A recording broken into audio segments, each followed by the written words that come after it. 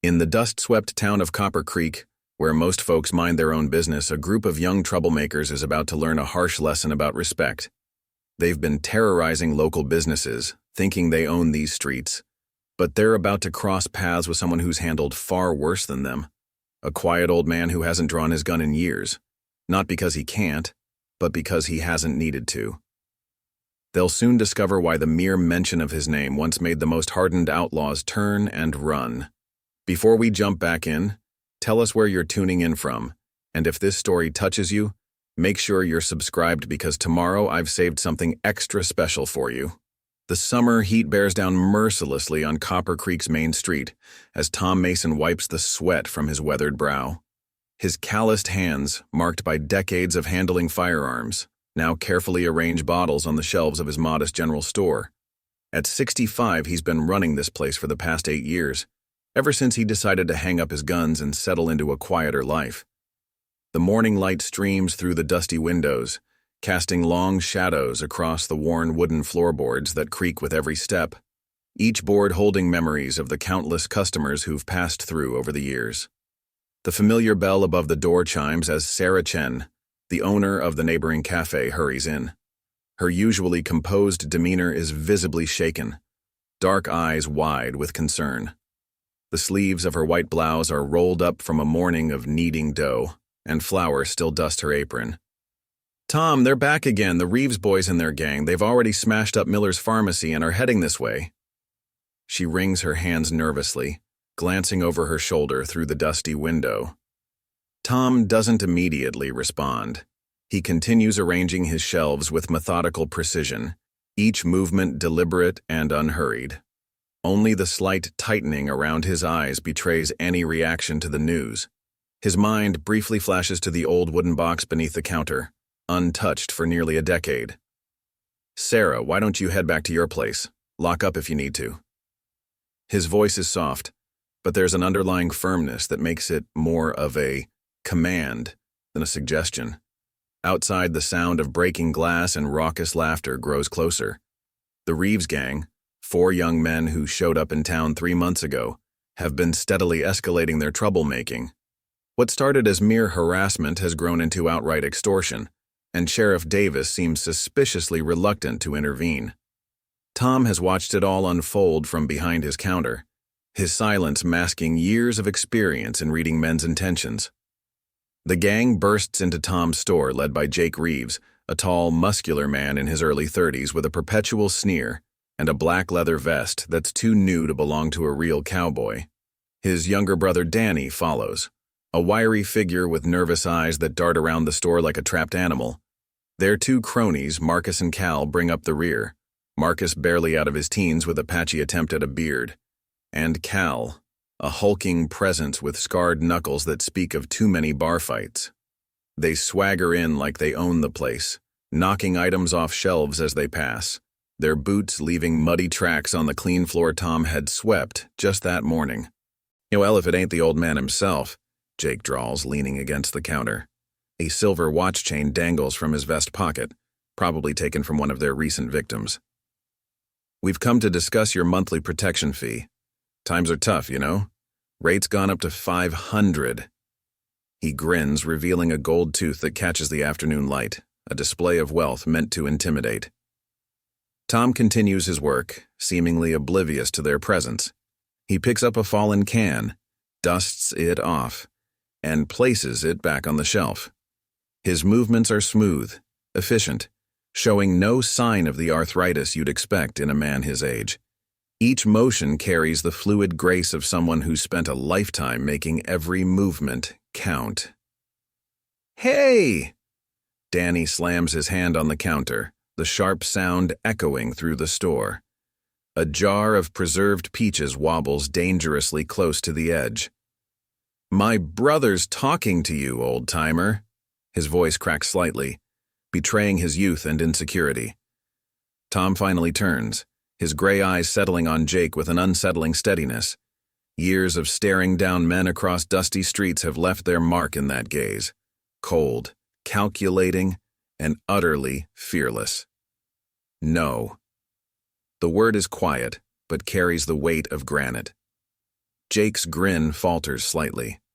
Something about the old man's gaze makes the hair on the back of his neck stand up, but he can't back down in front of his crew. Maybe you don't understand how this works. He draws a revolver from his holster, spinning it showily. The weapon is well maintained but shows signs of inexperienced handling. We're not asking. Tom glances at the gun with what almost looks like professional disapproval. Son, if you're going to point that at someone, you'd better be ready to use it. His voice carries the same tone one might use to correct a child's table manners. As he speaks, his right hand rests casually on the counter, but decades of gunfighting have taught him he can still reach what's underneath in less than a heartbeat if needed.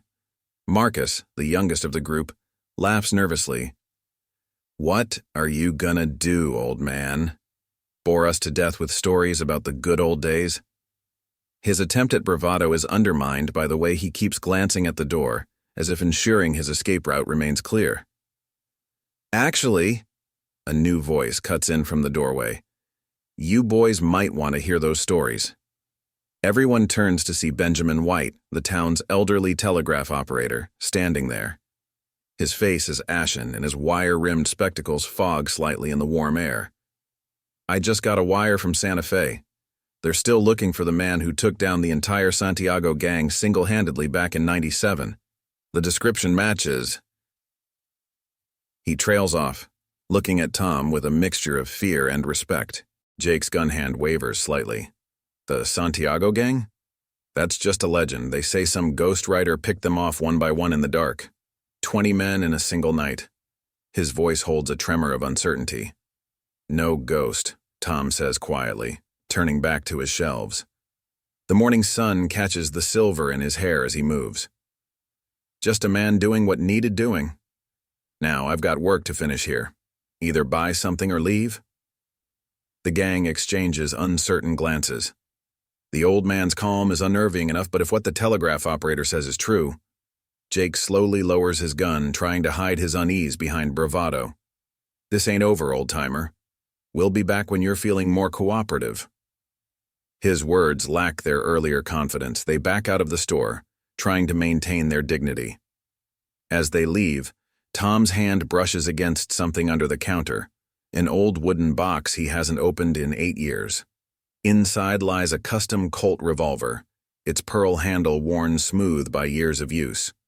He doesn't open the box, not yet. But for the first time in a long while, he's thinking about it. Sarah peers in from her cafe window, watching the gang retreat down the street. She's lived in Copper Creek long enough to know that this peace won't last. The summer heat seems to intensify, and with it, the tension in the air. Something's coming to their quiet town. Something that will force a good man to confront the very past he's been trying to leave behind. The evening settles over Copper Creek like a heavy blanket, bringing little relief from the day's heat. Tom Mason sits in his back room, a small oil lamp casting shadows on the walls as he reviews his ledger. The numbers blur before his eyes, his mind wandering to the confrontation earlier. 8 years of peace, and now he can feel it all threatening to unravel, like a loosened thread on an old coat. A knock at the back door breaks his concentration. It's Sheriff Davis, his badge gleaming dully in the lamplight. The man's round face is sheened with sweat, and he removes his hat as he enters, revealing a receding hairline. Evening, Tom. Heard there was some trouble today. He doesn't meet Tom's eyes as he speaks, instead focusing on the hat he's turning in his hands. Nothing I couldn't handle, Sheriff. Tom closes his ledger slowly, studying the lawman's uncomfortable demeanor. Though I'm curious why you're paying me a visit now, when you've been so scarce these past few months. Davis shifts his weight, the floorboards creaking beneath him. Listen, Tom. I know what you must think, but these Reeves boys, they've got connections, important ones. Their uncle's Marcus Reeves, the railroad magnate. He's got half the territorial government in his pocket. Tom leans back in his chair, his expression unchanging. And that's why you've been looking the other way? The question hangs in the air like gunsmoke. It's complicated, Davis protests, wiping his brow with a handkerchief.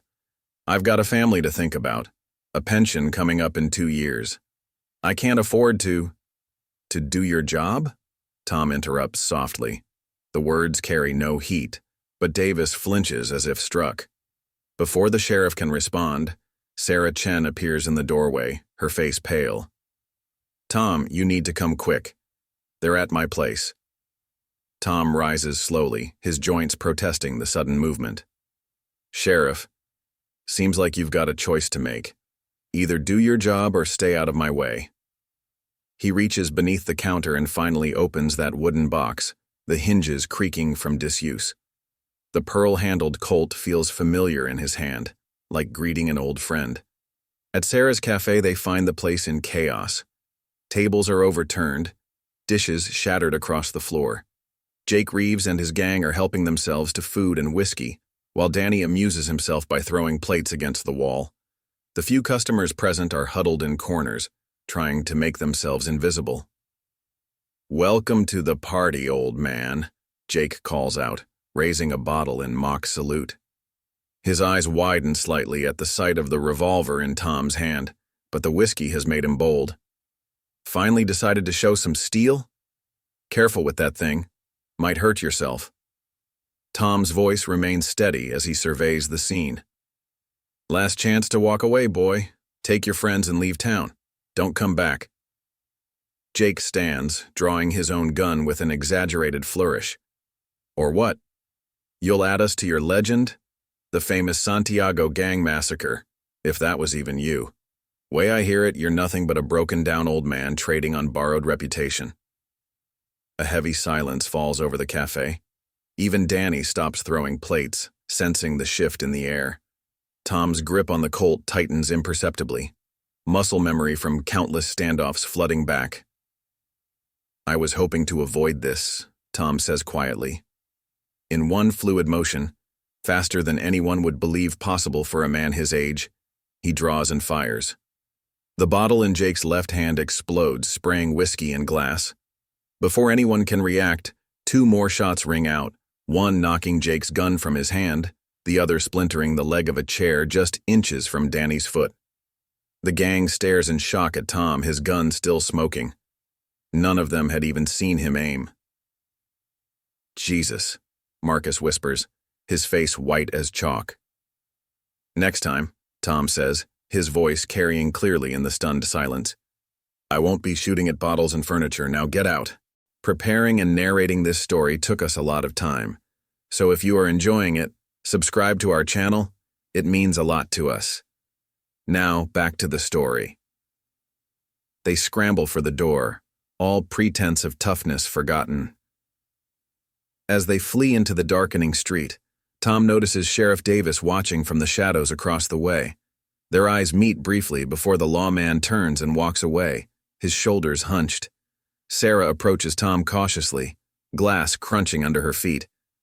I heard stories, but... She trails off, looking at him as if seeing him for the first time. Stories, Tom says wearily, holstering his gun, have a way of growing bigger than the truth. He begins helping her right the overturned tables, his movements showing the first signs of strain. The familiar weight of the Colt at his hip brings back memories he spent years trying to forget. Later that night, as Tom sits alone in his store, he pulls out an old tin box from beneath his bed. Inside are yellowed newspaper clippings, wanted posters, and a faded photograph of a younger man with hard eyes and a deputy's badge. The articles tell fragments of a story, a legendary lawman who disappeared after a bloody night in Santa Fe. Some called him a hero, others a murderer. He's about to close the box when he notices movement outside his window. A figure slips through the shadows across the street, heading toward the telegraph office. Even in the dim light, Tom recognizes Cal's bulky frame. The gang might have been scared off for now, but he knows this isn't over. They'll be back, probably with reinforcements. Tom returns the tin box to its hiding place, his decision made. He's tried living quietly, tried to leave the past behind. But sometimes, the past doesn't give you a choice. As he checks his ammunition and cleans his gun with practiced efficiency, He can't help but wonder how many more ghosts he'll have to add to his collection before this is done. The night wind whistles through Copper Creek's empty streets, carrying with it the promise of violence to come. In his darkened store, Tom Mason prepares for a storm he never wanted, but always knew might find him again. Dawn breaks over Copper Creek, painting the sky in shades of amber and blood red. Tom Mason stands at his store window, watching the street come to life. His fingers absently trace the worn grip of his Colt, a habit he thought he'd left behind years ago. The events at Sarah's Cafe have stirred up more than just old memories. They've awakened something he's kept buried, like a sleeping rattler in winter. The telegraph office across the street has been busy since first light. Benjamin White's shadow passes behind the windows repeatedly, his usual languid pace replaced by urgent movement. Tom's seen enough in his life to recognize the signs of trouble brewing, the quiet before the storm. A stage rolls into town, kicking up dust as it passes. Tom watches 3 men step down, strangers, but he knows their kind. Gun hands, professionals by the look of them. The first is tall and lean with a cavalry officer's posture and a distinctive scar running down his left cheek. The second is shorter, Mexican by his features, wearing an expensive suit that doesn't quite hide the gun under his arm. The third is pure muscle, his duster coat barely containing his bulk. They head straight for the saloon, not even bothering to collect their luggage. Sarah slips into the store through the back door, her face drawn with worry. They're saying Jake Reeves telegraphed his uncle last night. Marcus Reeves himself is coming to town. She wrings her hands in her apron. Tom, I've heard stories about that man. They say he once had an entire town burned down because they wouldn't sell their land for his railroad. Rumors have a way of growing, Tom replies, though his eyes never leave the saloon. But sometimes they grow from the truth. He turns to face her, noting the dark circles under her eyes. Sarah, maybe it's time you took that trip to visit your sister in Sacramento. She straightens her spine, chin lifting defiantly. This is my home, Tom. I'm not running. A ghost of a smile crosses her face. Besides, someone needs to keep an eye on you. The morning progresses slowly, tension building like heat before a thunderstorm. Tom goes about his usual routine, stocking shelves, helping customers, keeping his ledger. But his senses remain sharp, noting every unusual movement, every unfamiliar face that passes his window. Around noon, Sheriff Davis makes his way down the street, looking even more uncomfortable than usual. He's accompanying a well-dressed man Tom recognizes from newspaper photographs, Howard Mills, Marcus Reeves' personal lawyer. The man's expensive suit and gold-rimmed spectacles seem out of place in dusty Copper Creek. They enter Tom's store, the lawyer's polished boots clicking on the wooden floor. Mr. Mason, Mills begins, his voice cultured and precise. I represent Mr. Marcus Reeves. He's quite concerned about your treatment of his nephews yesterday. Tom continues arranging cans on a shelf. They were destroying private property. I convinced them to leave. By drawing a weapon on unarmed young men? Mills raises an eyebrow. That could be construed as assault. Sheriff Davis here might have to consider pressing charges. Davis shifts uncomfortably but says nothing. Tom finally turns to face them, his gray eyes hard as flint. Those unarmed young men had a gun on me first, and I don't recall seeing any charges when they were terrorizing other businesses in town. Mills removes his spectacles, polishing them with a silk handkerchief. Mr. Mason, let's be practical.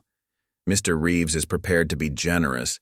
He's willing to purchase your establishment for 3 times its market value.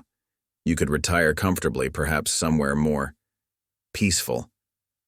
This is my home, Tom replies simply. Not for sale. The lawyer sighs, replacing his spectacles.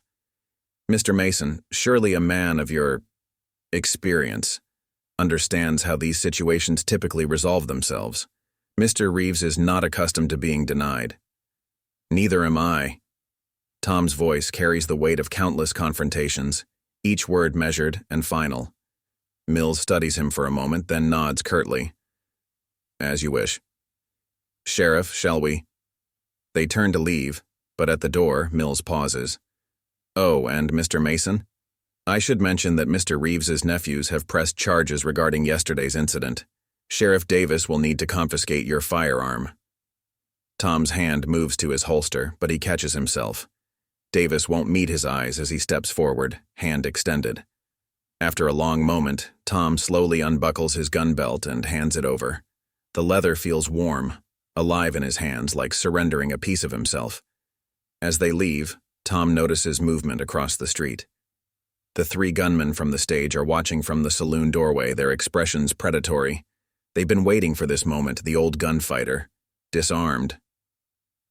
Through his window, Tom sees Sarah watching from her cafe, her face a mask of concern. Beyond her, other townspeople hurry past, avoiding eye contact. They've all seen this drama play out before in other frontier towns. Progress marching forward, crushing whatever stands in its way. Tom returns to his back room, kneeling beside his bed. From underneath, he pulls out another wooden box, this one covered in years of dust. Inside lies another Colt, older than the first, its blued steel darkened with age. This one he's never surrendered, never shown to anyone.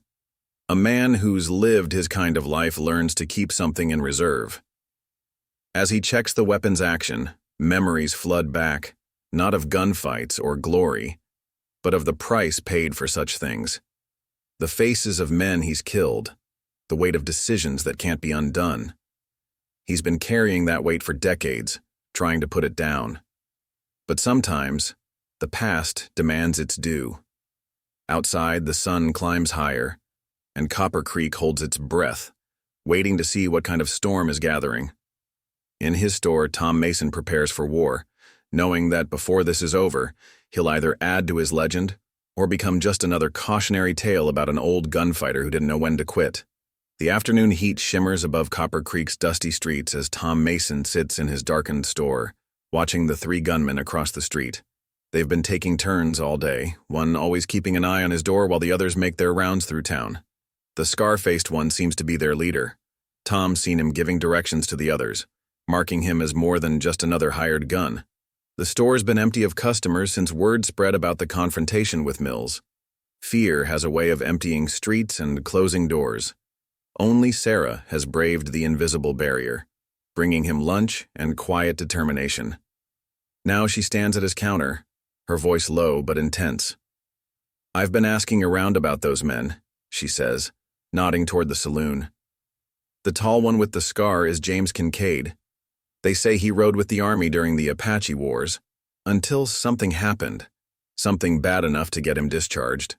The Mexican gentleman is Ramon Cortez, used to be a banker until he killed a man in El Paso. The big one's just called Bear." Tom's expression doesn't change, but his eyes narrow slightly. "Kincaid. Thought I recognized that scar. Saw him once in Yuma, maybe 6 years back. He was doing enforcement work for the mining companies. Nasty business."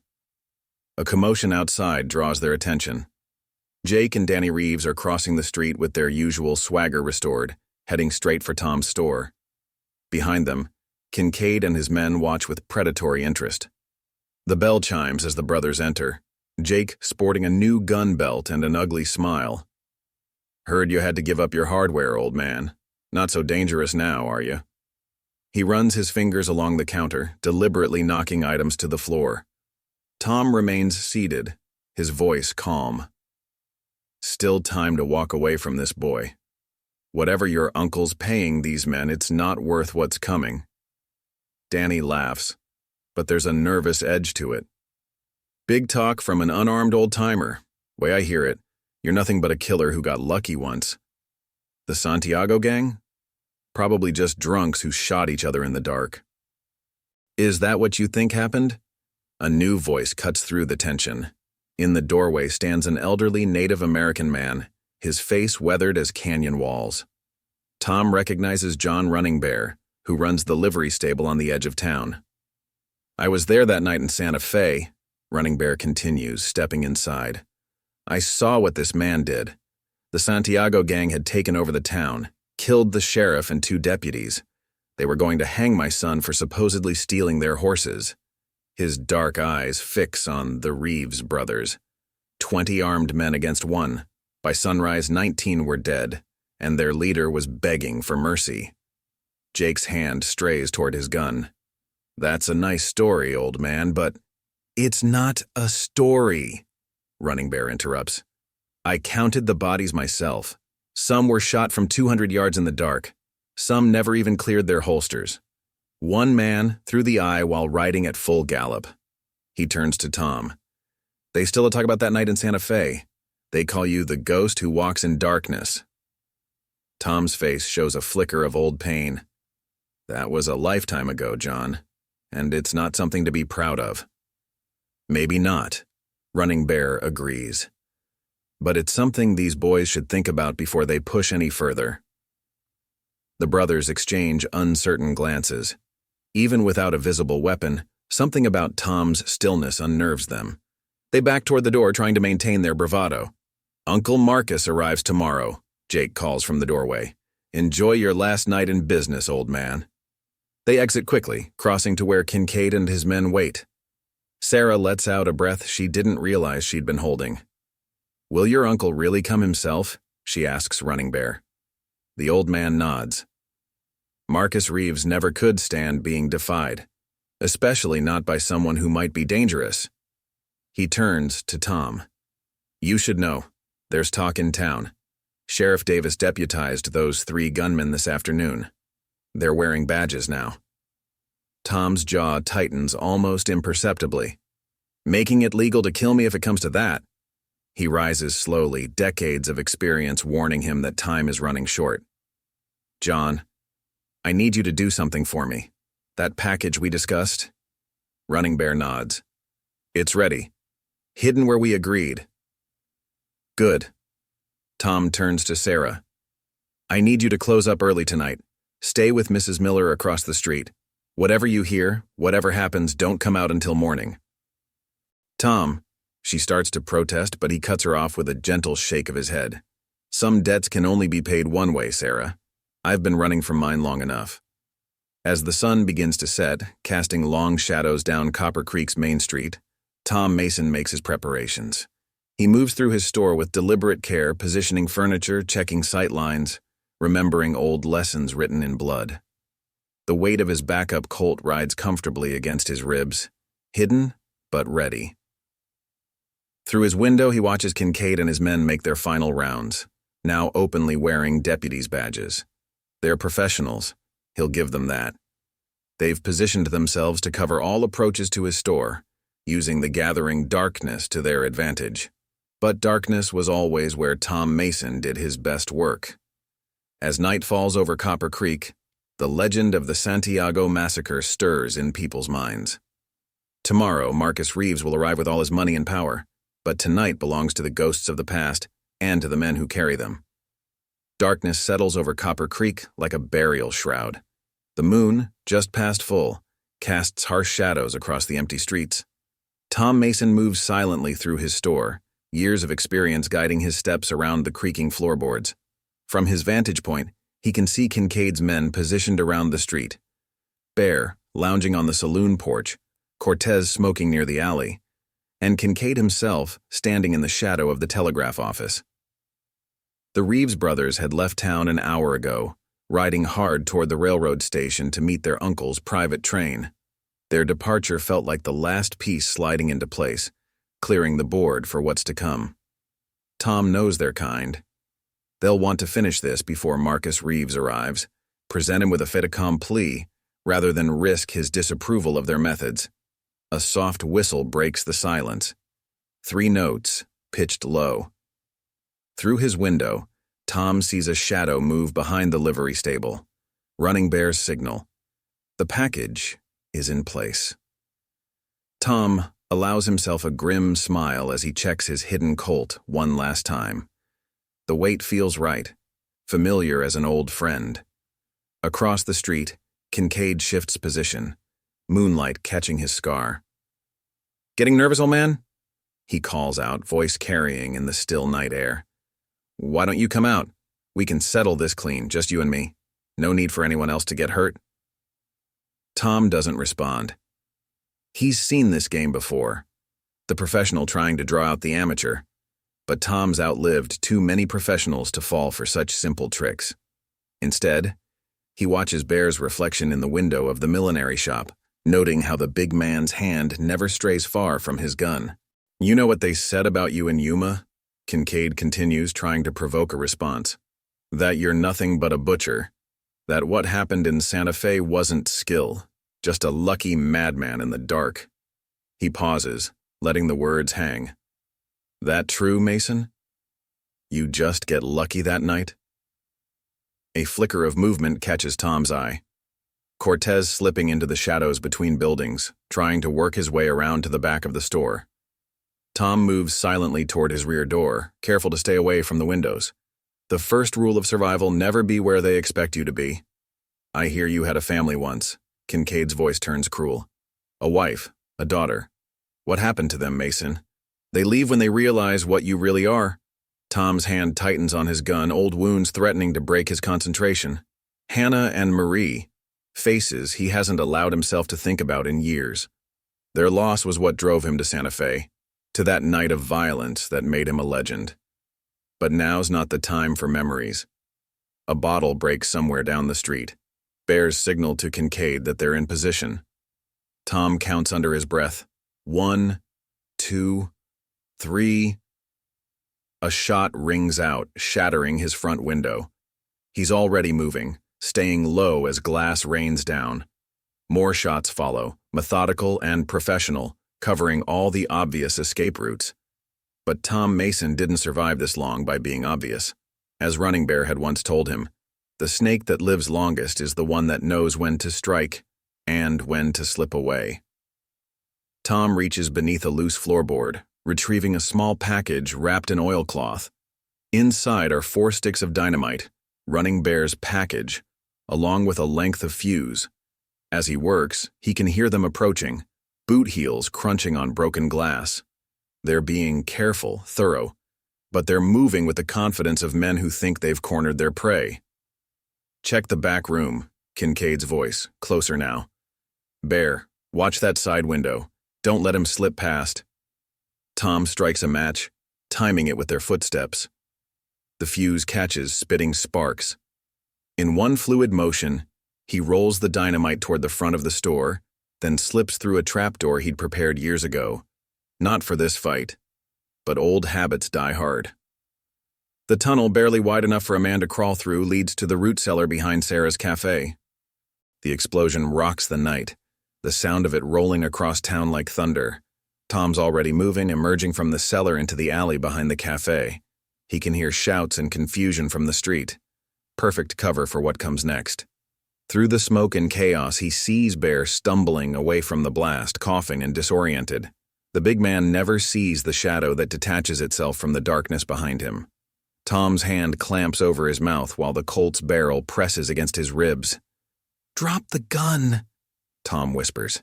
"Nod if you understand." Bear nods slowly, his revolver falling to the dirt. Tom's seen enough men like him to know he's a follower, not a true killer. "Walk away," Tom tells him, releasing his grip. "There's a stage leaving for Tucson at dawn. Be on it." Bear doesn't hesitate, disappearing into the night without a backward glance. One down. But Kincaid and Cortez are the dangerous ones. Even now, he can hear them regrouping, calling to each other through the smoke. They're professionals. They won't panic just because their quarry showed teeth. Tom circles through the shadows, using the town he knows so well to his advantage. Every alley, every hiding spot, every angle of moonlight. They're all weapons in the right hands. And tonight, those hands belong to the ghost who walks in darkness. The night has only begun, and before it's over, Copper Creek will remember why some legends are best left undisturbed. Smoke drifts through Copper Creek's streets like morning fog, the aftermath of the explosion mixing with the desert night air. From his position in the shadows between the livery stable and the blacksmith's shop, Tom Mason watches Kincaid and Cortez regroup. They're good. He'll give them that. Instead of splitting up further, they've moved to cover each other's backs, making themselves a harder target. "Mason!" Kincaid's voice carries through the smoke. "That was quite a trick with the dynamite. Reminds me of Sonora, 89. You weren't the only one there that night." He moves carefully, keeping his back to the wall. "Remember how many died when the mine collapsed? Women, children? All because someone wanted to make a point. Tom's jaw tightens. Sonora. Another ghost he'd tried to bury. He'd been tracking a gang of outlaws who'd taken refuge in a mining town, but someone had gotten to them first. The explosion had taken half the mountain, and most of the town with it. He'd spent 3 days digging survivors out of the rubble. "That was you, Dodgy?" Tom calls out, his voice echoing off the buildings, making it hard to pinpoint his location. "Should have known. You always did like to make others pay for your victories." Cortez shifts position, trying to get a better angle. The Mexican's expensive suit is covered in dust now, but his movements are precise, professional. "Senor Mason, be reasonable," he says smoothly. "This town is changing. The railroad is coming. Men like you, men of the gun, your time is past. Why die for a lost cause?" Tom slips through the shadows, working his way around behind them. "Lost causes are the only ones worth dying for," he responds, voice carrying from a different direction now. "But I'm not planning on dying tonight." A sudden burst of gunfire forces Tom back into cover. Kincaid had been expecting the misdirection, anticipating his movement. Smart. But Tom hasn't survived this long by being predictable. He pulls a handful of cartridges from his pocket, letting them fall to the ground some distance away. The metallic sound draws instant attention, triggers trained to react to the sound of ammunition. "Getting sloppy, old man," Kincaid taunts, but Tom can hear the tension in his voice. The night isn't going as planned, and professionals hate when plans go awry.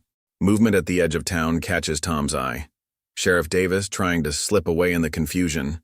The lawman's nerve has finally broken, leaving his deputized gunmen to handle their own mess. But his escape attempt takes him past the entrance to the livery stable, where Running Bear is hidden with his Winchester rifle. Tom makes his decision. "John," he calls out clearly, "let him go. He's not worth the bullet." Davis freezes, suddenly aware of the rifle barrel emerging from the stable shadows. Running Bear's voice is cold with contempt. "Run, little badge man, run to your railroad masters. Tell them what kind of wolf they've awakened." The sheriff doesn't need to be told twice, scrambling into the darkness. But the exchange has given away Running Bear's position. Cortez spins, his gun barking fire. The Native American grunts in pain as a bullet finds his shoulder, the Winchester falling from his grasp. Tom reacts instantly, years of experience taking over. His first shot catches Cortez in the gun arm, spinning him around. The second hits the ground at Kincaid's feet, forcing him into cover. Tom's already moving, using the confusion to reach Running Bear's side. "Just a graze," the old man grits out, pressing a hand to his shoulder. "But my shooting arm's useless." "Get to Sarah's cellar," Tom orders, pressing spare ammunition into his friend's good hand. "If I'm not back by dawn—" "You will be," Running Bear interrupts. "The spirits are not finished with you yet, ghost who walks in darkness." A bullet splinters wood near Tom's head. Kincaid, trying to keep them pinned while Cortez recovers. Tom returns fire, the exchange brief but intense. When it ends, Running Bear has slipped away into the maze of back alleys he knows so well. "It's just us now, Mason," Kincaid calls out. "No more tricks, no more games. Face me like a man." "Like you faced those families in Sonora?" Tom's voice is deadly quiet now, all pretense gone. "Like you faced that boy in Yuma? I remember now. They drummed you out of the army because you ordered your men to fire on a peaceful camp. Women and children again. Always the same with your kind. They were harboring renegades." Kincaid's composure cracks slightly. "I was following orders." "You were following money," Tom corrects, moving silently through the smoke. "Just like now, tell me, what's Marcus Reeves paying you to murder an old man? Enough to wash the blood off your hands?" A shadow moves in the smoke. Cortez, trying to work his way around despite his injured arm. Tom can hear him cursing softly in Spanish, pride wounded more than flesh. These men are dangerous, but now they're angry too. Angry men make mistakes. Dawn's coming soon, Tom continues, keeping them distracted. Railroad man's special train will be pulling in. How will you explain this mess to your employer? A store blown up, his nephew's reputation in tatters, and his hired guns unable to handle one old gunfighter? His words hit home. Tom can sense them growing desperate, the confidence of professional killers eroding in the face of failure. The night belongs to him now, and they know it. But desperate men are often the most dangerous and the most unpredictable. In the distance, a train whistle sounds. The night freight from Tucson, right on schedule.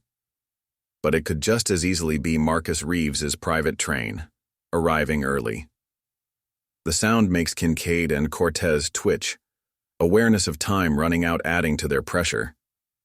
Tom settles into the shadows, patient as a desert rattler. The real battle is about to begin, and he's right where he wants to be, in darkness, with frightened men who can't see what's hunting them. The train whistle fades into the night, leaving behind a tense silence broken only by the occasional crack of timber from Tom's smoldering store. The smoke has begun to thin, moonlight cutting through in silver shafts that turn the street into a maze of light and shadow. Tom moves between these spaces like a ghost, decades of experience guiding every step. A sudden sound makes him freeze. Boots on wooden planks, trying to be quiet but betraying their owner's weight. Cortez, moving onto the boardwalk outside the defunct newspaper office. The Mexican's breathing is labored, his injured arm clearly troubling him more than he'd like to admit. You know what's funny, Mason? Kincaid's voice drifts through the smoke, trying to mask his partner's movement. I looked you up after Yuma, read about what happened to your family. It wasn't outlaws that killed them, was it? It was progress, just like what's coming to this town. Tom's hands tighten on his Colt, but he keeps his voice steady. You seem to know a lot about it. Railroad wanted your land back then, too, Kincaid continues. Your wife wouldn't sell. Then there was that unfortunate accident with the survey crew's explosives. Tragic, really. But that's how progress works. It rolls right over anyone who stands in its way. The words hit Tom like physical blows, bringing back memories he spent years trying to drown in whiskey and gun smoke. Hannah had wanted to fight the railroad, had organized other farmers to resist. Then came the day they were testing charges for a new rail line, supposedly a safe distance from any homes. The explosion had brought half the hillside down onto the house while Tom was in town. Hannah and Marie never had a chance. It was you, Tom says softly, the pieces finally falling into place. You were working for the railroad even then, doing their dirty work, making accidents happen. Kincaid's laugh is ugly. Couldn't prove anything, could you? Just like you couldn't prove what happened in Sonora, or Yuma, or a dozen other places where progress needed a helping hand.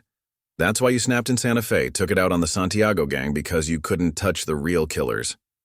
Tom moves silently, using their conversation to mask his approach. Cortez is trying to work around behind him, but his injury makes him clumsy. Every few steps a board creaks or his boot scuffs against wood. Tell me something, Tom calls out, drawing their attention. Does Marcus Reeves know what kind of men he's hired? Or does he just pay you and look the other way like all the others? Mr. Reeves understands business, Cortez answers, his cultured voice strained with pain. Sometimes business requires unfortunate solutions to problems. A shadow moves near the corner of the saloon, Kincaid, trying to get a better position. But Tom's been hurting them exactly where he wants them, using their own professionalism against them. They're too good to break formation, too careful to rush in, which means they'll do exactly what their training tells them to do. Speaking of business, Tom says, I've got a story you might appreciate, Kincaid, about a man who lost everything to progress and spent years hunting the ones responsible, following their trail from town to town, waiting for them to make a mistake, watching them get careless, confident that no one could touch them. He can see tension in Kincaid's stance now, uncertainty creeping in. You're bluffing, old man. You've been hiding here in this dusty town for years, playing shopkeeper. Have I? Tom's voice seems to come from everywhere and nowhere. Or was I waiting? Learning which railroad men gave the orders, which hired guns carried them out, learning about a scar-faced ex-cavalry officer who specialized in accidents and tragic misunderstandings. A board creaks behind Tom, Cortez falling for the oldest trick in the book, trying to flank a man who wants to be flanked. Tom spins, his first shot catching the Mexican's good shoulder, spinning him around. His second shot sends Cortez's gun flying into the darkness. Kincaid opens fire, but Tom's already moving. The bullet meant for his heart splinters the support post beside him. Tom's return shot forces Kincaid to dive for cover, rolling behind a water trough. 8 years, Tom continues, his voice cold as a desert night. 8 years I've been tracking you, learning your patterns, your habits, waiting for you to show up in my town. And now here you are, working for another railroad man who thinks money can buy anything, even justice. You're lying. Kincaid's voice cracks slightly. This is just another job. You're just another stubborn old fool who won't see progress is inevitable. Check your pocket watch, Tom says quietly.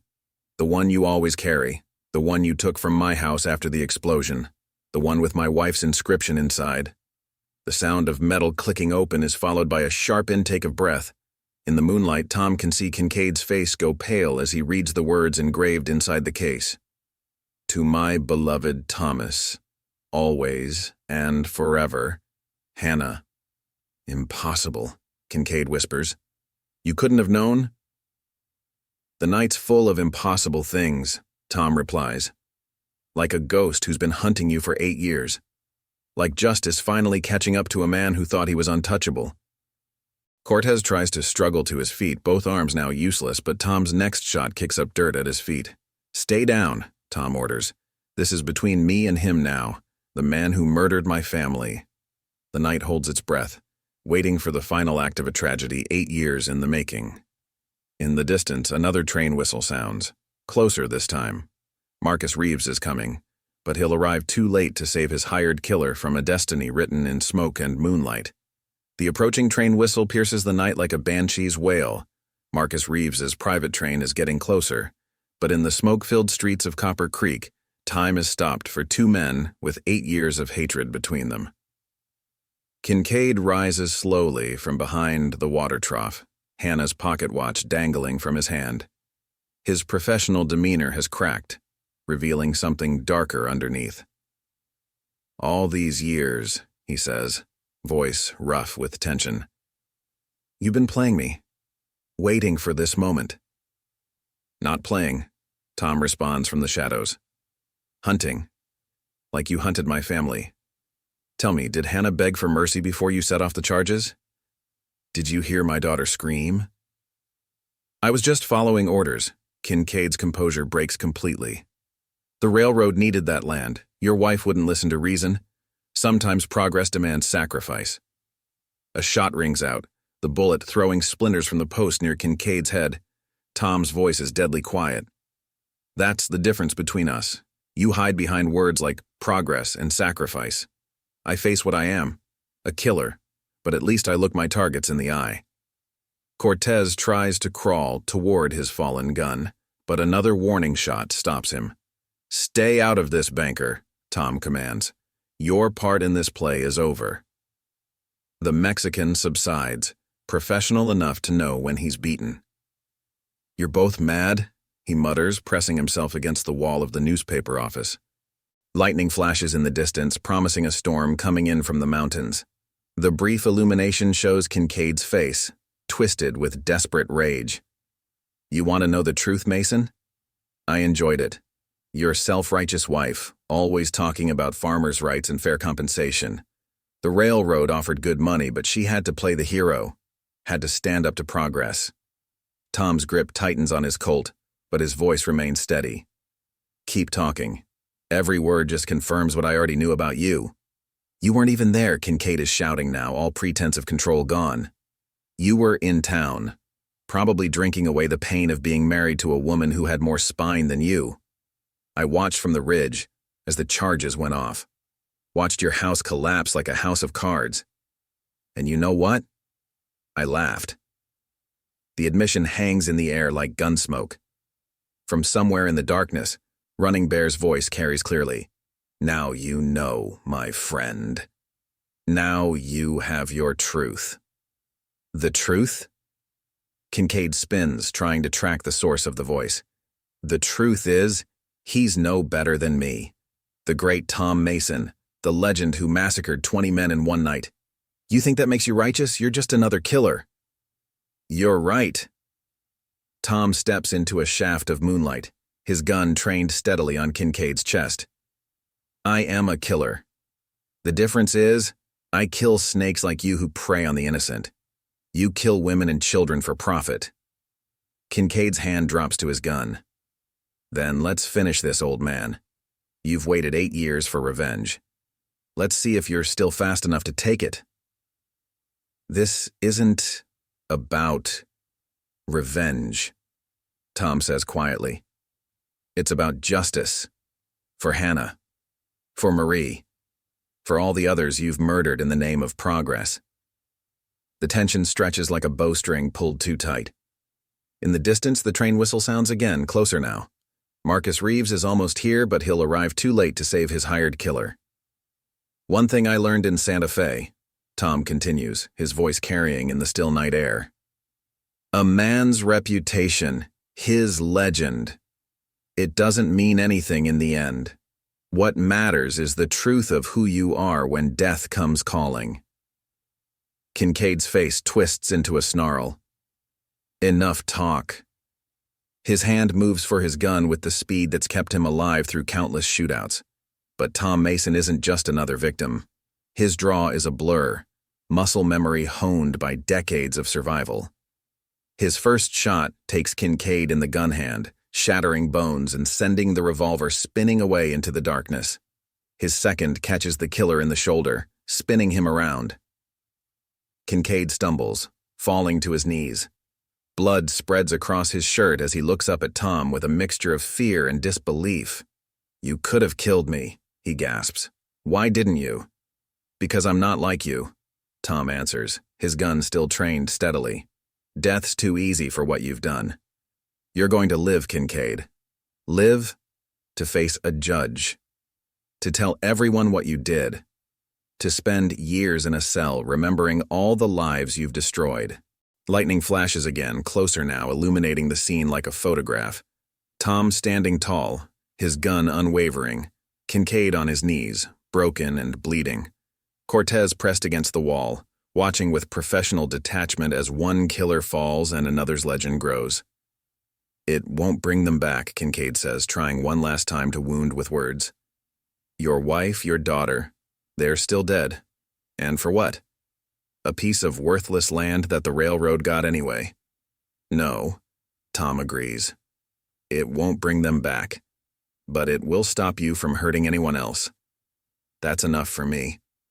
He turned slightly, addressing the shadows. John, you still got that rope in the stable? Running Bear emerges from the darkness, Winchester cradled in his good arm. Already waiting, and I sent word to the marshal in Silver City.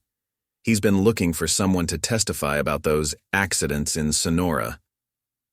The train whistle sounds one final time, much closer now. Marcus Reeves is about to discover that his money can't buy everything, that some legends are more than just stories, and that justice sometimes wears the face of a quiet shopkeeper who's been waiting 8 years to set things right. The private train rolls into Copper Creek like a black serpent, its polished cars gleaming in the pre-dawn light.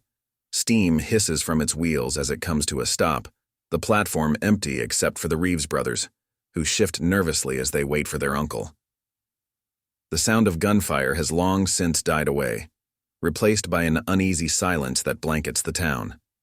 Marcus Reeves steps down from his private car, every inch the railroad baron in his tailored suit and gold watch chain.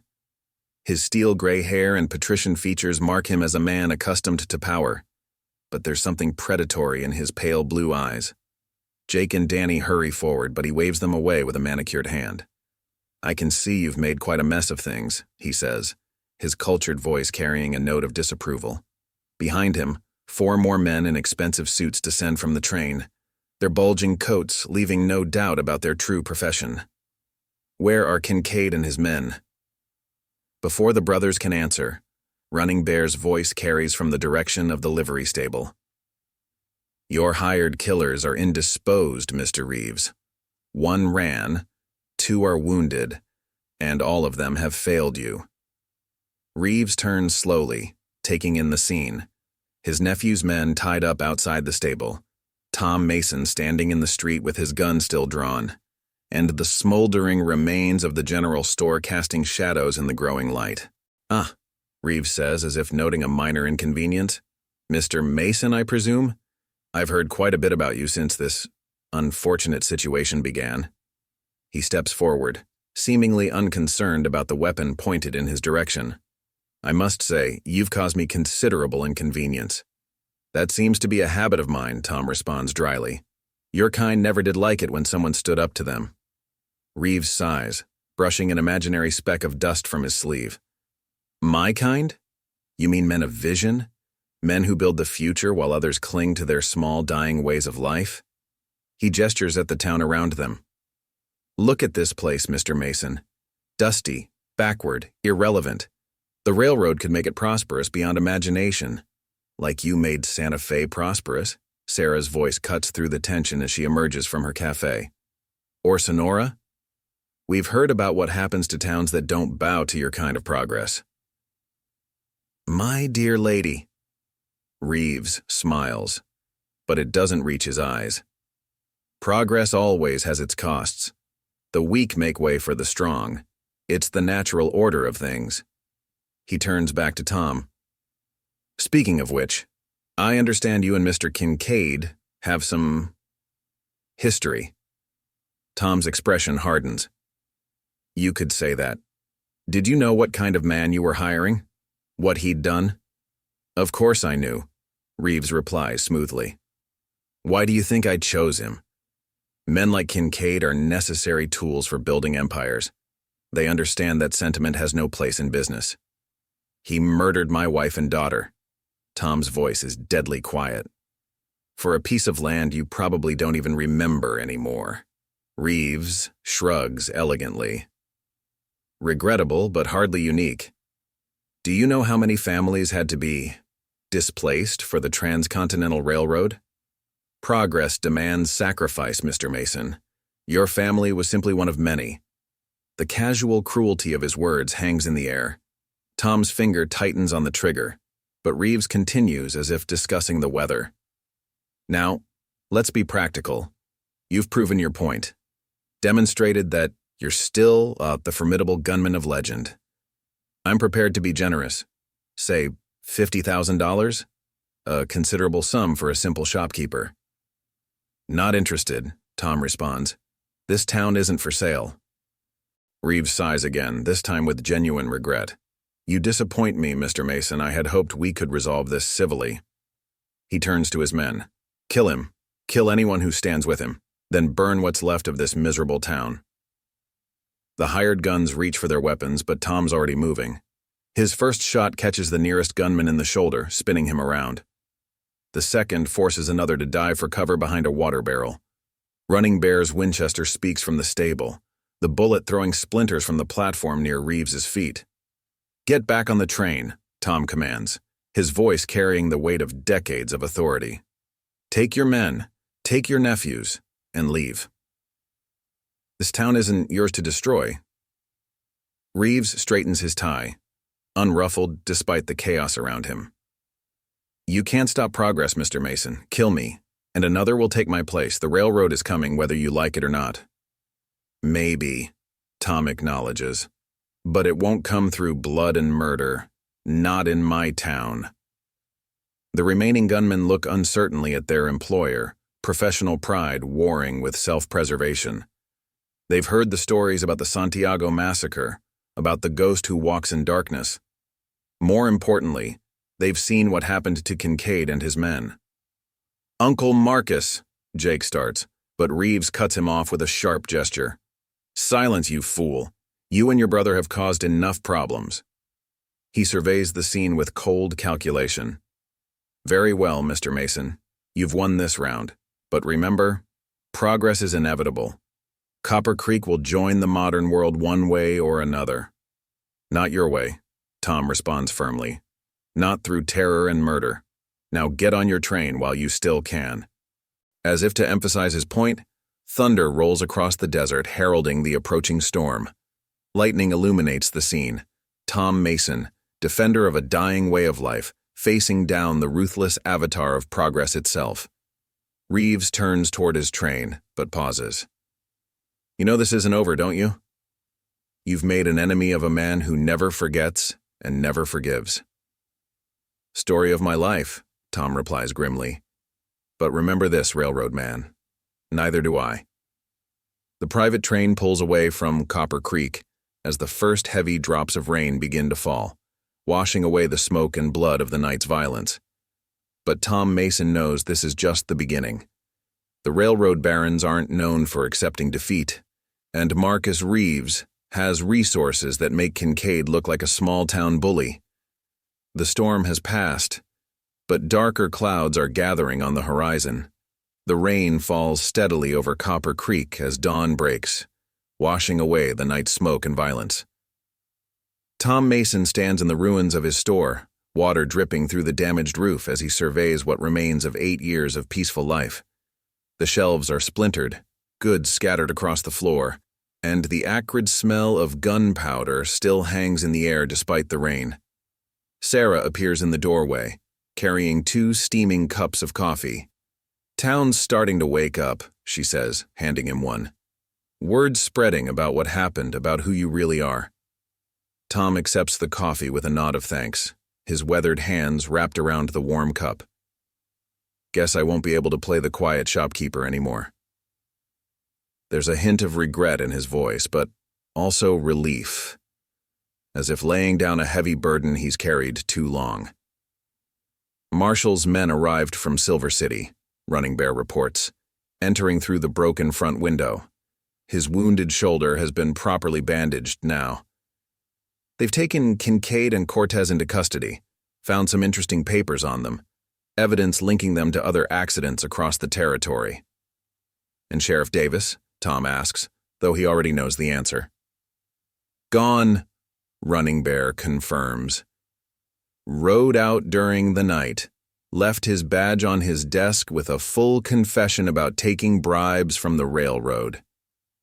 The bell over the door chimes weakly as Benjamin White, the telegraph operator, hurries in, clutching a stack of papers. You all need to see this, he says, spreading them on the counter. Telegrams have been coming in all morning.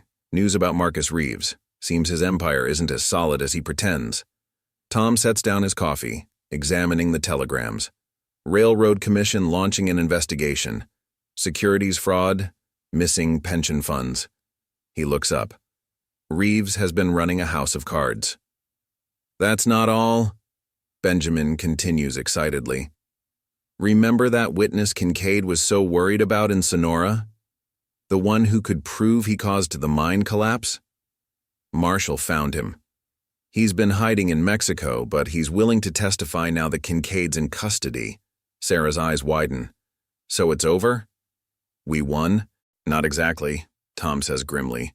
Men like Reeves don't go down easily. He'll fight every charge, use every connection, and even if he falls, there'll be others. Progress is coming to Copper Creek one way or another. But not their kind of progress, Running Bear interjects. Not built on blood and corruption. He picks up a fallen photograph from the floor, the one from Tom's tin box, showing his younger self with the deputy's badge. Maybe it's time for a different kind of law in Copper Creek, the kind that stands between the weak and the powerful. Tom stares at the photograph for a long moment. I gave up the badge a long time ago, John. After Santa Fe, I swore I was done with killing. Sometimes a man's past chooses him, Running Bear says quietly. The spirits didn't lead Kincaid here just so you could have revenge. They brought him here to remind you of who you really are. The sound of horses draws their attention to the street. A group of townspeople has gathered outside, led by Miller, the pharmacist whose store the Reeves gang had vandalized. They look uncertain, but determined. Mr. Mason, Miller calls out, we've been talking about what happened last night, about the railroad. We want you to know, You're not alone in this fight. Tom steps to the doorway, seeing faces he's known for 8 years now looking at him differently. Not with fear, but with respect, and something like hope. The railroad's still coming, Tom warns them, and Reeves won't be the last to try to take what's yours. Then we'll face it together, Sarah says firmly. Build our own future, not the one they try to force on us, Go. A small smile tugs at Tom's lips, the first since the violence began. Sounds like something Hannah would have said. He turns to Running Bear. That badge is still in the marshal's office? The old Native American grins. I'll tell him you're considering it. As the crowd disperses, Tom begins picking up the pieces of his shattered store. But now others join in. Sarah, Running Bear, Miller, and more townspeople arriving with tools and determination. The sound of hammers and saws fills the air, drowning out the last rumbles of distant thunder. You know, Sarah says as she helps him right a fallen shelf, when I first came to Copper Creek, I thought it was just another dying town. But maybe it's not dying. Maybe it's just waiting for the right moment to come alive again. Tom nods, understanding what she means. The town is changing, but maybe change doesn't have to mean destruction. Maybe it can mean growth, community, strength found in standing together. The rain begins to ease as the morning progresses. Through breaks in the clouds, sunlight catches the water droplets, making them sparkle like diamonds. Tom steps outside, watching his neighbors working to rebuild, to make something better from the night's destruction. His hand brushes the pearl-handled Colt at his hip, not hidden now but worn openly. The weight feels different than it did 8 years ago. Not just a weapon anymore, but a symbol of protection, of justice in a world that too often forgets its meaning. In the distance, train whistles still sound, reminding them that change is coming. But now Copper Creek will meet it on its own terms, with a defender who understands that some things are worth fighting for, and some legends need to be reborn. The ghost who walks in darkness has stepped into the light and found something worth protecting. A week after the showdown, Copper Creek is slowly returning to normal, or at least a new version of normal. Tom Mason's store is taking shape again, the damaged walls replaced, new glass in the windows. But the changes go deeper than mere repairs. The sight of his pearl-handled Colt riding openly on his hip has become a familiar one, drawing respectful nods from townspeople and wary glances from strangers passing through. The morning stage brings Marshal Clayton from Silver City, a lean, graying man who's known Tom since the Santa Fe days. He finds Tom helping Miller repair the pharmacy's broken windows, the two men working with the easy rhythm of newfound friendship. Quite a mess you've stirred up, Tom, Clayton says by way of greeting. Kincaid's been singing like a canary. Seems he's decided a shorter sentence is better than waiting for Marcus Reeves's lawyers to save him. Tom descends from the ladder, wiping dust from his hands. How bad is it? Bad enough. 15 murders across 3 territories, all made to look like accidents. Railroad Commission's having a field day with it. Reeves's empire is starting to crumble, shares falling, investors pulling out. Man himself is under investigation by the territorial governor. Sarah emerges from her cafe carrying coffee and fresh biscuits. The marshal accepts them gratefully as they settle at one of her outdoor tables. The morning air is cool, carrying the promise of autumn. That's not why I'm here, though, Clayton continues, pulling out an official-looking document. Got word from Judge Parker himself he wants to appoint a new sheriff for Copper Creek, someone who knows the territory, someone who can't be bought. He slides the paper across the table. Someone with a reputation that makes trouble think twice. Tom stares at the document but doesn't touch it. I gave up the badge for a reason, Jim. After Santa Fe, I wasn't sure I could trust myself with that kind of power anymore. And now? The marshal's eyes are keen. After what happened here. Way I hear it, you could have killed Kincaid, had every right to. But you chose justice over revenge. That's exactly the kind of man this territory needs more of. Running Bear approaches their table, his arm still in a sling. The spirits are seldom wrong, my friend. They led you here for a reason, not just to find your enemy, but to find your true path. Before Tom can respond, a commotion erupts near the telegraph office. Benjamin White hurries out, waving a paper. "Tom, Marshall, you need to see this." The telegram is brief but concerning. 3 of Marcus Reeves's hired guns have been spotted heading toward Copper Creek. Not professionals like Kincaid, but violent men with ugly reputations. "Reeves isn't giving up," Tom says grimly. "He'll keep sending them, trying to break this town's spirit." "Unless," Sarah suggests quietly, "there's someone here they're too afraid to face, someone whose legend grows with each passing day." Tom looks around at the town he's come to call home, at Miller's Pharmacy, where children peer through the new windows at jars of candy, at Sarah's Cafe, where miners and ranchers share meals and stories, at the faces of people who've chosen to stand together against those who would destroy their way of life. "The badge comes with a deputy's position, too," Clayton mentions casually. "Thought Running Bear might be interested once that arm heals up." The old Native American grins. "About time this town had some proper law. Besides, someone needs to watch your back. Ghost who walks in darkness." Tom finally picks up the document, reading through the formal language. "It won't be easy," he warns. "Reeves isn't the only one who will try to push this town around. Railroad's still coming, bringing all kinds of trouble with it." "Good," Sarah says firmly. "Let them come.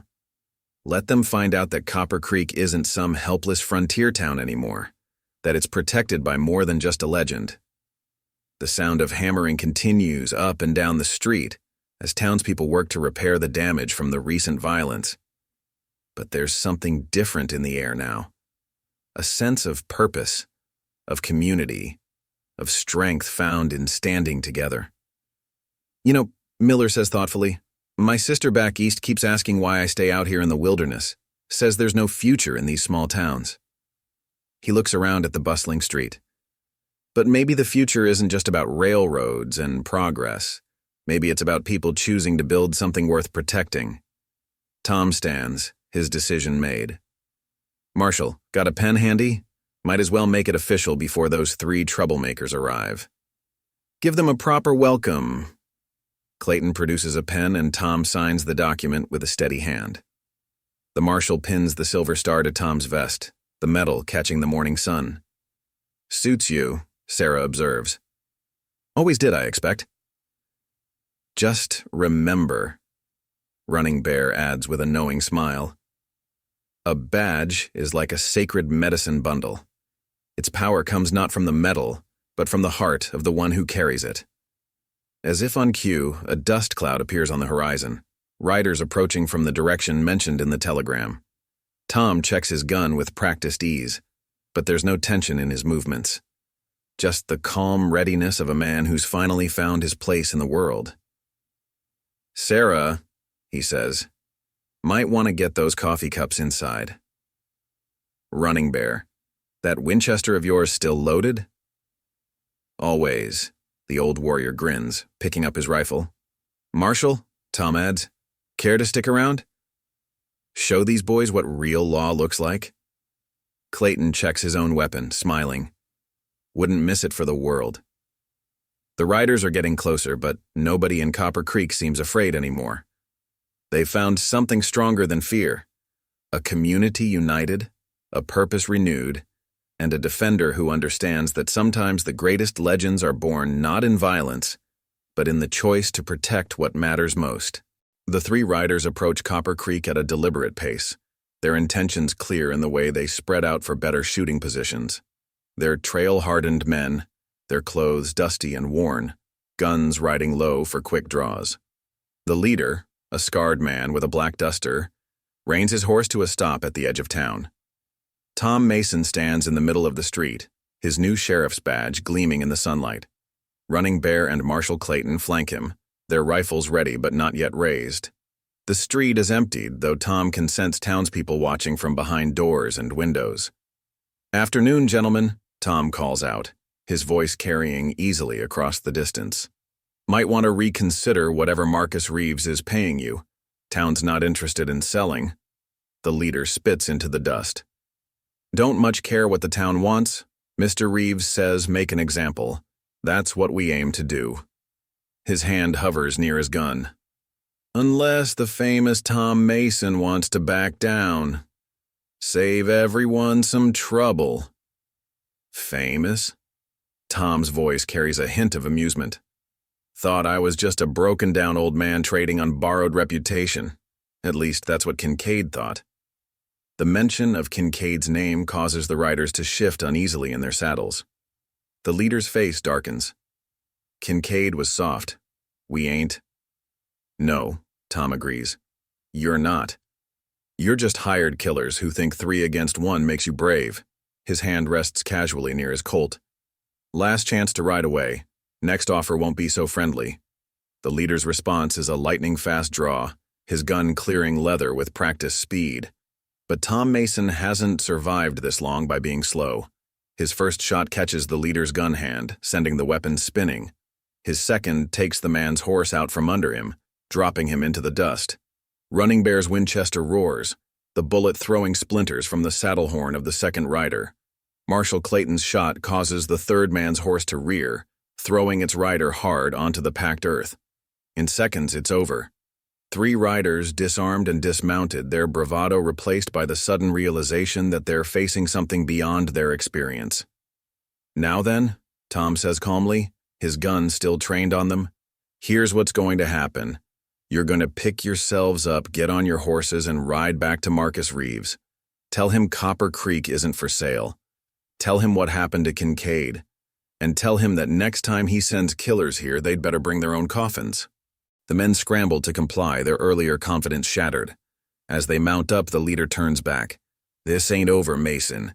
Mr. Reeves, Marshal Clayton interrupts, is about to have bigger problems than Copper Creek. Federal marshals are moving to his offices in Santa Fe tomorrow. Might want to find yourself a new employer. The riders disappear in a cloud of dust, leaving only hoofprints and wounded pride behind. As the tension breaks, townspeople emerge from their buildings. Sarah approaches with coffee cups, her face showing both relief and pride. That was almost too easy, Running Bear observes, lowering his rifle. They weren't here to win, Tom explains, holstering his gun. They were here to test us, see if the stories about what happened to Kincaid were true. He accepts a coffee from Sarah with a nod of thanks. Now they know. Word will spread, Clayton adds, about how Copper Creek stood up to the railroad, about its new sheriff and his deputy. He grins at Running Bear, about the ghost who walks in darkness becoming a guardian of the light. Tom winces slightly at the dramatic phrasing. Rather just be known as a man doing his job. Too late for that, Sarah laughs. Benjamin's been sending telegrams all week about what happened here. Every paper from here to Santa Fe is running the story. You're going to be a legend whether you like it or not. A legend with a badge. Running Bear muses. Perhaps that's what these times need. Someone to show that justice still means something, even as the world changes around us. The afternoon sun casts long shadows down Copper Creek's main street as townspeople return to their work. The sound of hammering resumes as repairs continue, but there's a new energy in the air. A sense of pride, of purpose, of community strengthened by standing together. You know, Marshal Clayton says thoughtfully, 20 years ago, a town like this would have just given in, sold out to the railroad, let progress roll right over them. He gestures at the bustling street. But look at them now, building something worth fighting for. Tom watches as Miller shows a group of children how to properly sweep up broken glass, teaching them the value of community even in simple tasks. Sarah's cafe is full again, miners and cowboys sharing meals and stories. Benjamin White hurries past with more telegrams, probably spreading the word about today's events.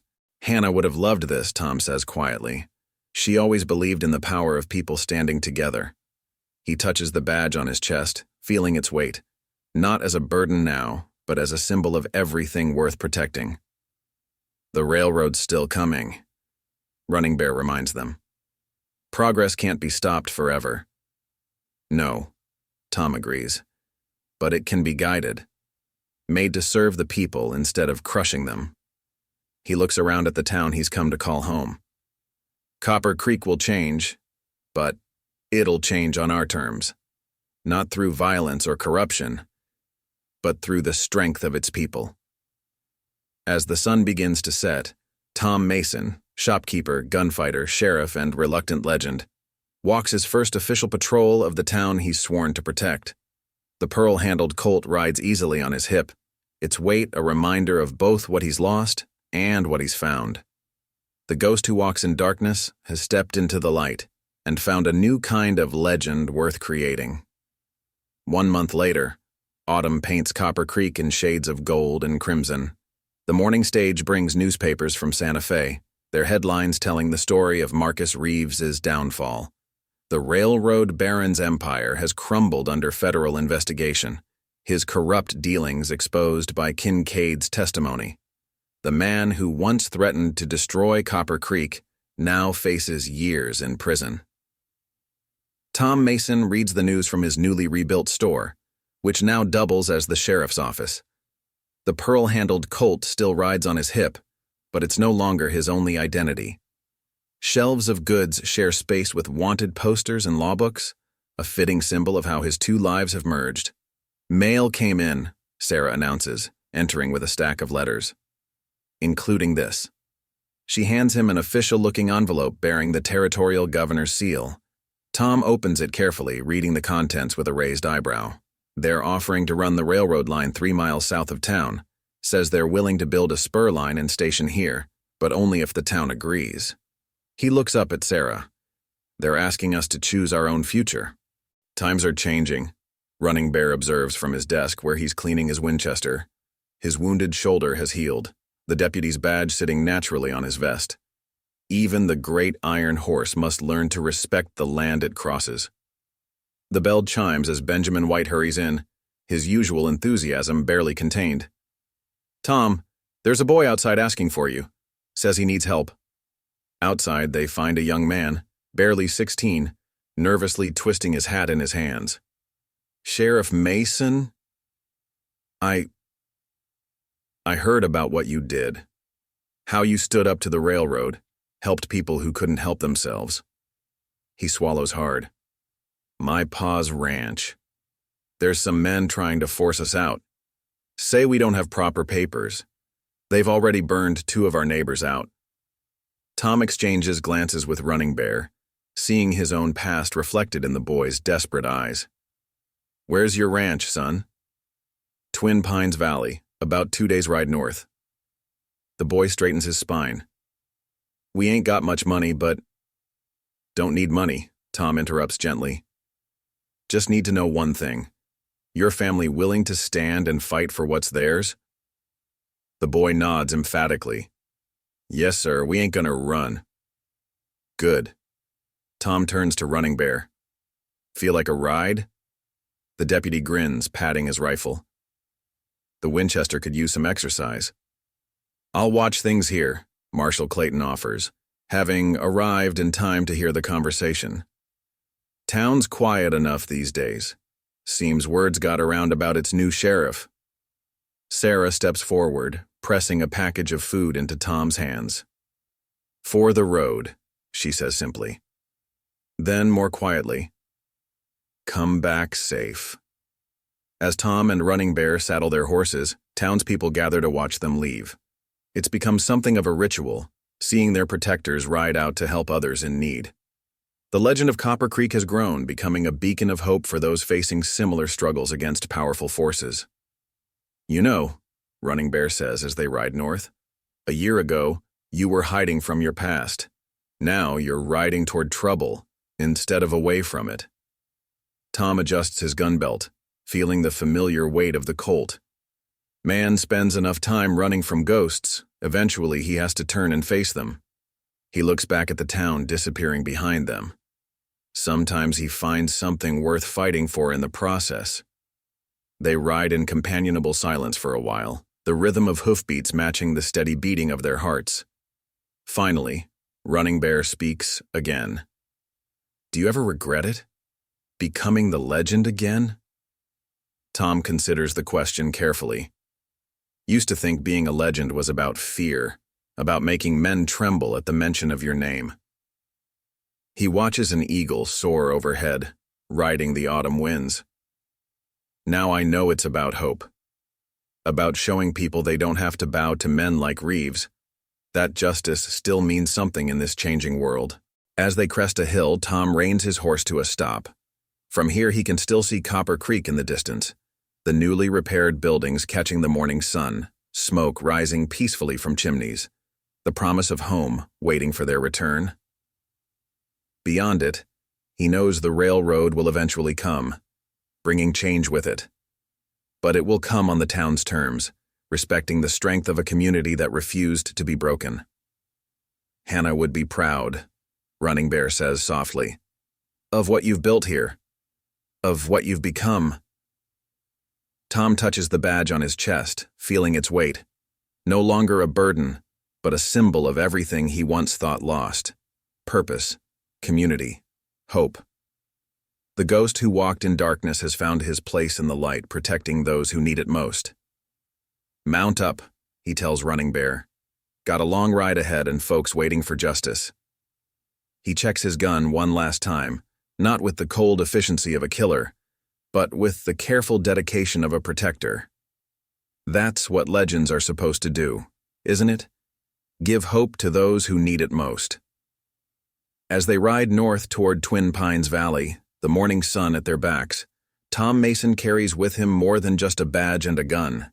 He carries the spirit of Copper Creek, the strength of its people, and the knowledge that sometimes the greatest legends are born not in violence, but in the choice to stand and fight for what's right. Behind them, Copper Creek stands as a testament to that truth, a town that faced down progress itself and emerged stronger, a community that proved some things are worth protecting, and a reminder that even in a changing world, justice still wears a familiar face, that of a quiet man with a pearl-handled Colt and a steadfast heart, riding toward trouble instead of away from it.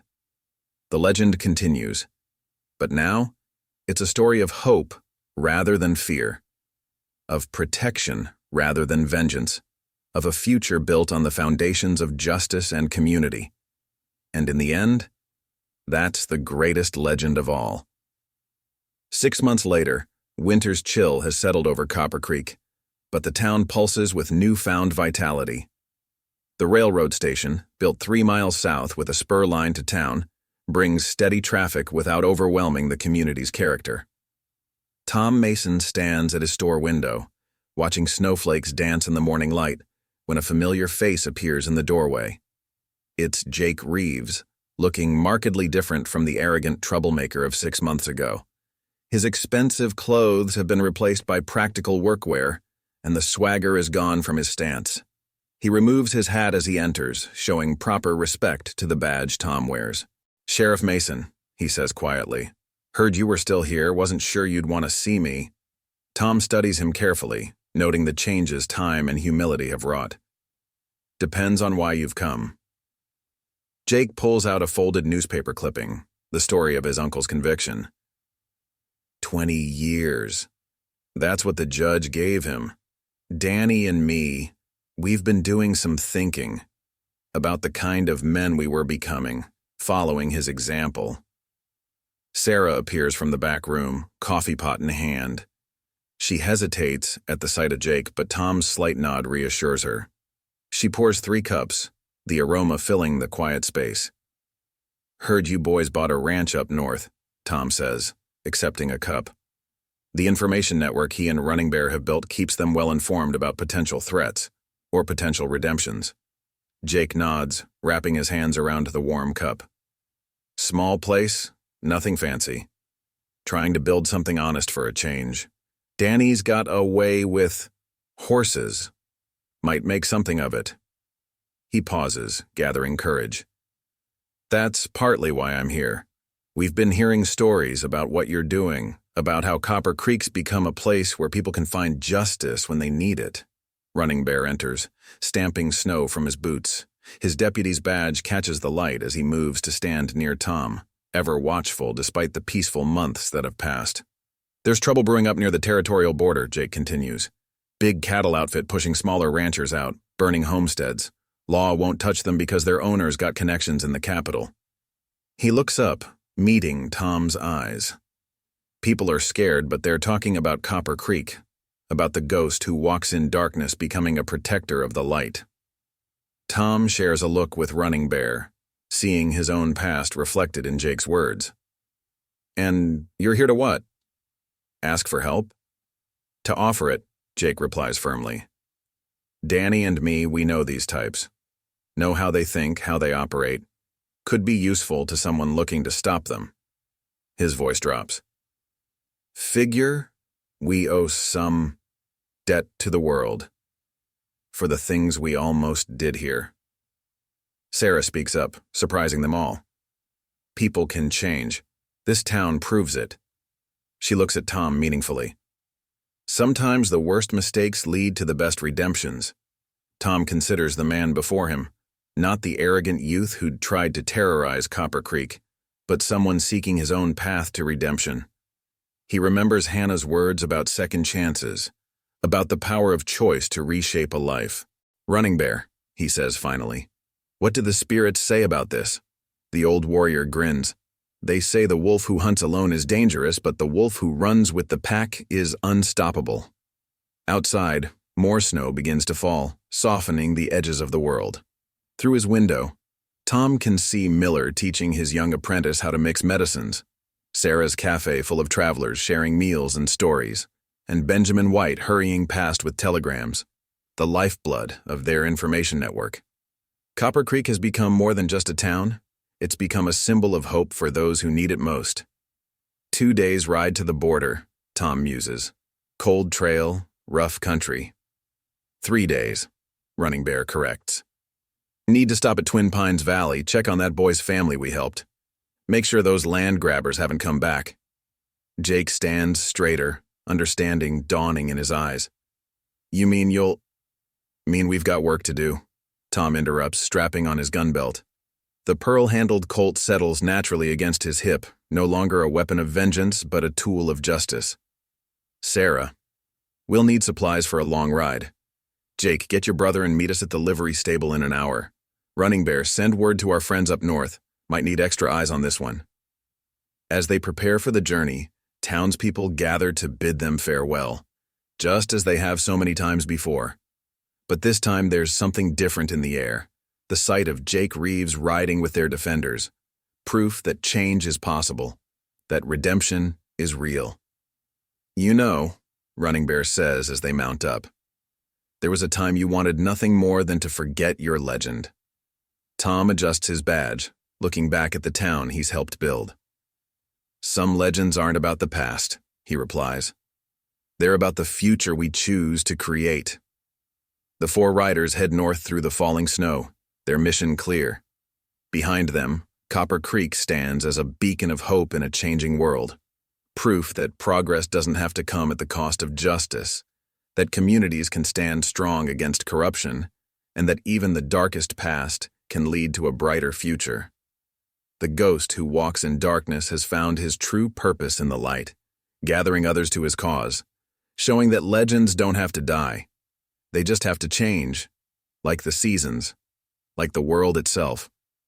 And as long as there are people willing to stand for what's right, the legend of Copper Creek and its guardian will ride on, bringing hope to those who need it most. Up next, you've got 2 more standout stories right on your screen. If this one hits the mark, you won't want to pass these up. Just click and check them out.